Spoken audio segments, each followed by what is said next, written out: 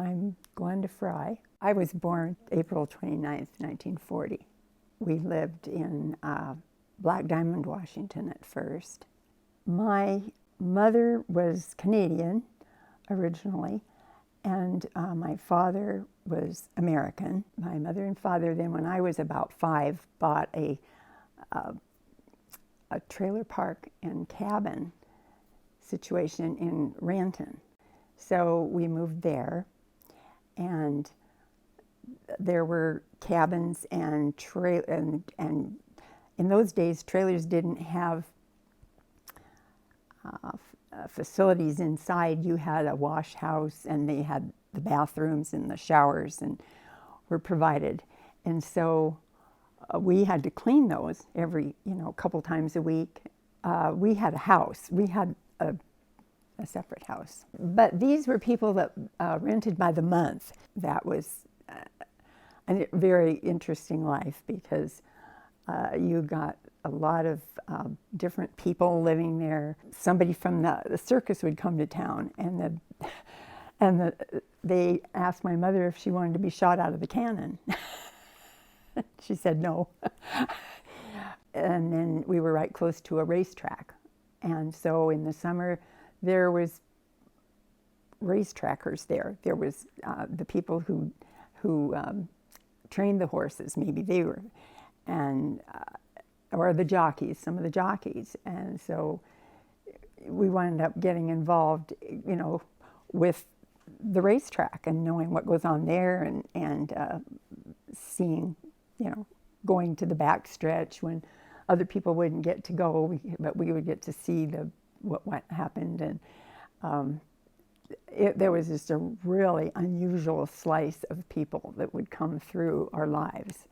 I had, gone to the Catholic school there, but my dad was the only person in our family that was the nominal Catholic. He had been baptized as a Catholic, but he didn't know anything about his religion. And so when I was 6 years old, my mother said, we don't have any religion. Let's send her to the Catholic school, and we'll see, we'll give her some religion. They would call my dad in, who was the nominal Catholic, and say, we need to baptize this child. Well, I will. Well, finally, my brother was born when I was 8 years old. And so I remember my baptism because I was 9 and my brother was 1, and we got baptized together. I didn't go to Catholic high school because I would have had to take a bus and go to Seattle, and I would get car sick on the bus if I did. So I didn't. So I just went to the public school. Well, the public school, high school, was culture shock. So I actually couldn't get home fast enough after the school day was over. I didn't join I wasn't in sports. I didn't join anything. It was, I want to get out of here. And so when I graduated, then I went to Seattle University, which was a Catholic college, but just for 2 years. I didn't graduate. When I was 19, my second brother was born, because my mother had to have cesarean, and back in those days, that was a bit of an issue, and had to space them way out. But she loved children. I had this burning desire to go to Europe, and so I worked for 1 year at the Boeing Employees Credit Union to get $1,500 saved up. Well, we talked to a travel agent who gave us some information, and she said, "This at the time of year you're going, start up north at the very top, and then work down and your weather. Well, it'll work better with the weather." She said, "Be sure and go over on the boat, because that's such an experience itself, and then fly home." And so that's what we did. I mean, we went to Sweden and Denmark and France and England and Germany and well, we were going kind of down, and then to make kind of Italy would be sort of Italy, and then Spain was supposed to be our last one, because we were going to lay on the beach for 2 weeks in Spain to recuperate. But but we got robbed in France. So we didn't actually make it to Spain. And her passport, and I mean, I still had the money in my passport and everything, but her passport, we had to get everything redone. So we were there in Nice for, way over a week, couple of weeks, I think, because people were saying, "Oh, did you hear about those girls from that got robbed on the quay?" You know, and yeah, that was us. I was going to see his sister. His sister was living in an apartment with a couple of the girls that we went to college with. And here came down this street this biggest guy I ever saw on a bicycle, and he had gone to the ocean with his sister and these girls, and they had gotten starfish, and they let them sit out, and they got rotten, and so he was taking the rotten starfish down to Lake Washington, anyway, to dump them, and he thought maybe that might be against the law, and he saw a police car coming, so he turned real fast into the alley and fell down and wrecked his elbow. So he got rid of the starfish, and he came up to his sister's apartment to fix his elbow.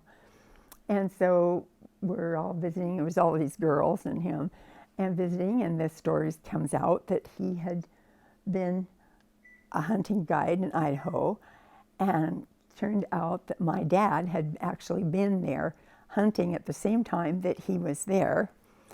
And so I was also planning to have a party at my house, and we were always short of boys. And so I invited him to come to this party to my house. Ron invited my parents and I to go to Weippe and visit where he was teaching, because there was also good hunting there. He brought me here to see the farm and everything, and at the time his family was renting some property out in Winona, and he took me around different places, and he took me out there. And when we came back to the house, and his mother was looking real funny at me. She was kind of like she was waiting for something.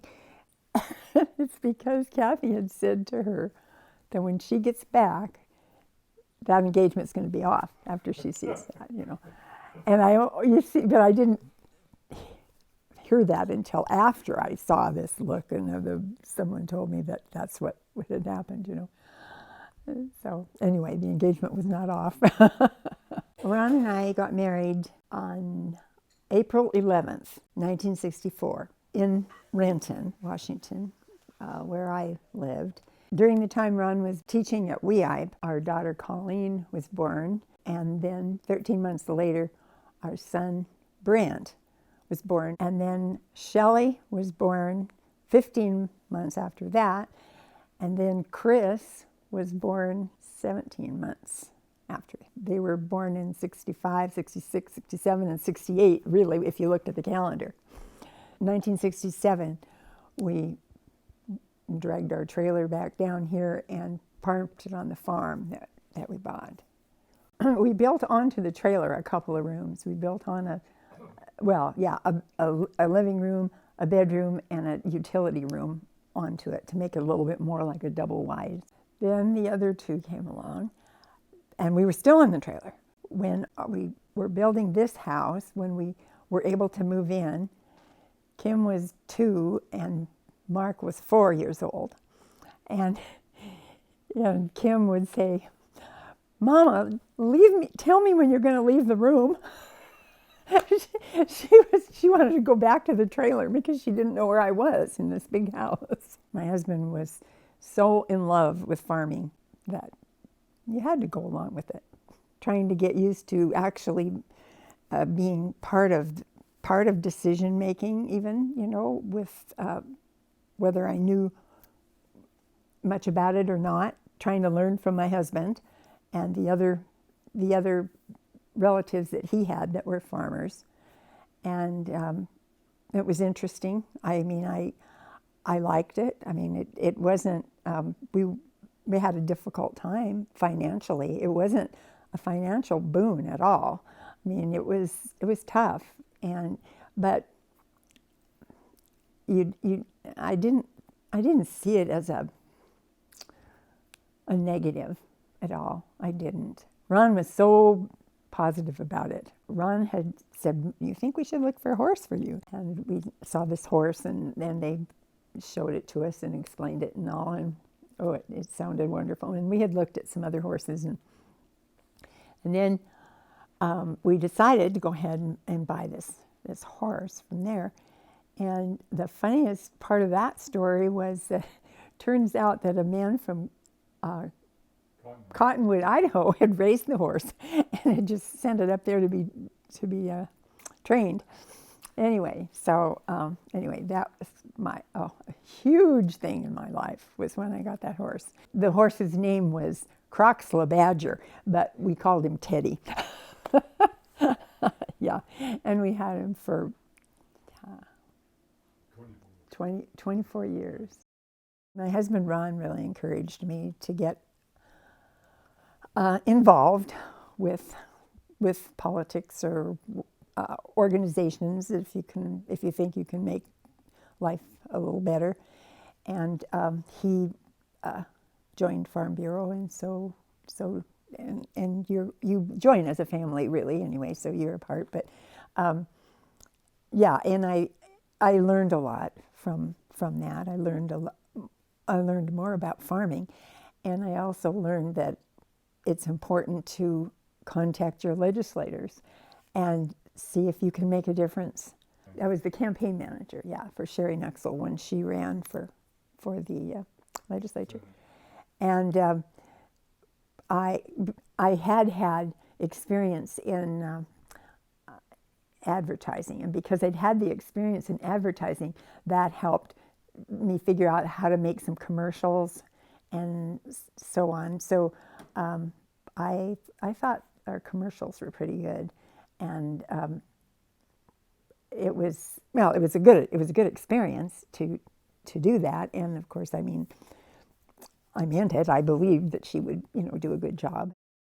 Ron, my husband, made a difference because he came from such a good Catholic background, and with that many relatives involved, with that many, and I mean, he had been close friends with priests, and he wasn't the kind of person that said, "Glenda, you should do this," or "Glenda, you need to do that," or "You got to wake up about this." That's not what he did. I mean, he would go to extra services, and I would usually stay home with some little babies or something. And then eventually I got to thinking, wait a minute, I could be doing this too. And it wasn't that he was saying, "Glenda, you have to come and you have to do something." It was his good example. I mean, I mean that. My 3 daughters and I went to England on this walking trip with Father Fessio. He's a pretty famous priest. And we met some other wonderful people on the trip, some people that we've stayed in contact with. But it was a walking tour. We hiked during the day, and then at night we visited and stayed whatever were all along this trail. It was. In fact, we still keep in touch with these folks that were on that, and of course Father Fessio was. Anytime we were on the bus going somewhere, he'd be on the phone talking to some famous bishop or some famous person that you've ever heard of. He wasn't wasting a minute of time. It was pretty interesting. We had a lot of company come to visit with us, and for various reasons, the college kids' friends would come, and of course we loved that. And we learned so much from the people that come and visit and that you don't know and that are doing something different with their lives. Kim's friend from Europe, Maria, she would bring someone that she was trying to either maybe she was trying to strengthen their faith, or maybe she was trying to convert them, or she always had a reason why she was bringing a friend. I think you learn so much from what other people's strengths are, and anyway, I feel fortunate that we've had these experiences. One of Ron's brothers had 4 daughters, and another brother had 4 sons. And one from the family of the 4 sons, Travis, would come in the summer quite often, like between some college year or after high school or whatever, and help us.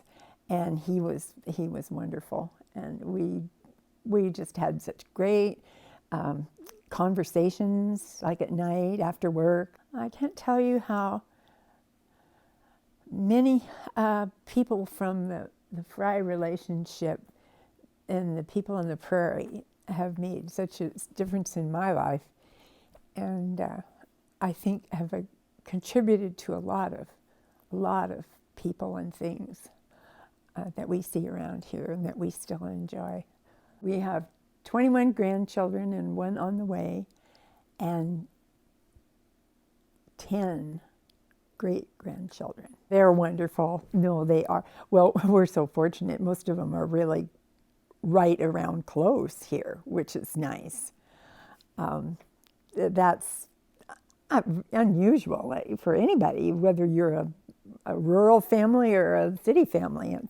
It's and you know, I think we're just very lucky about that, and I'm happy that they all are happy to be somewhere like this. I mean, it's not like people are here because that's where they have to be. You know, I'm glad that I feel like they're all getting out of it what one would get out of it. You know, one of the things I've noticed about this family is starting with Ron and his father, and then the other men in the family, that I think the fathers around here and that are connected to this family have made and are making a huge contribution in the raising of the children. It's something that I'm very impressed with, that I think is super important in kids' lives, and I appreciate it, and I wish that a lot of people could benefit from it, because I think it's really important. Now it's pretty much housework and cooking. Going to ball games. Yeah, you know, you following the kids and grandkids with what they're doing, you know, the activities that are going on. I mean, we try to stay. I mean, we're still involved in Farm Bureau, and then just following what Kim does is so interesting. She has a lot of projects, and she has the patience to put up with us. I guess if there's any way you can avoid selfishness in family life and in your business, and I think that might be something I would hope for.